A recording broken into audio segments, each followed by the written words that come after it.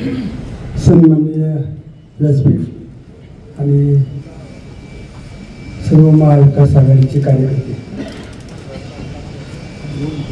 माऊली शेठ आता जमवून शेठ काही बोलून गेल्यास नाही यांच्यामुळे आपण रोष व्यक्त करत नाही, परंतु आम्ही शेळके सर असेल, अशोक नाना गोडके असेल, जानकू शेठ असेल, आम्ही सर्व मंडळी त्या मतदारसंघामध्ये नियोजन करत होतो आणि वेळोवेळी आम्ही तुम्हाला सर्व गोष्टी सांगत होतो आणि सांगून तुम्ही जे पद्धतीने सांगाल त्या पद्धतीने आपण नियोजन करत होतो आणि अशा खेळीमेळीच्या वातावरणामध्ये सर्व इलेक्शन आम्ही पार पाडित होतो किंवा सगळीच मंडळी आम्ही सगळं नियोजन करत होतो.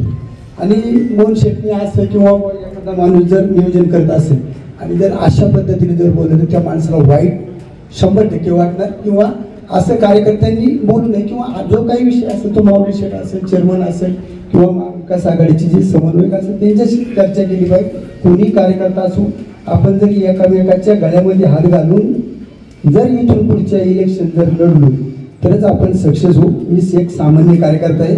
तुम्हाला लोकांची म्हणजे लोक तुमच्या पाठीमागे आहेत.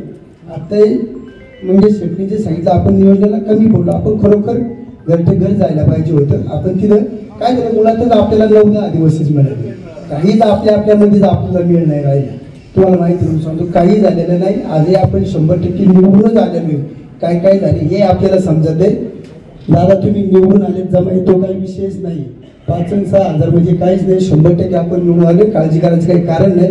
पण भविष्यातले जे इलेक्शन असतील आपण सर्वांना एकामेकांनी विश्वास किंवा काय रोष असेल तो आपण एकामेकाच्या कानात सांगणार असं चव्हाट्यावर आणून ते चालणार नाही. भविष्यामध्ये जर आपल्याला पुढे जर जायचं असेल तर.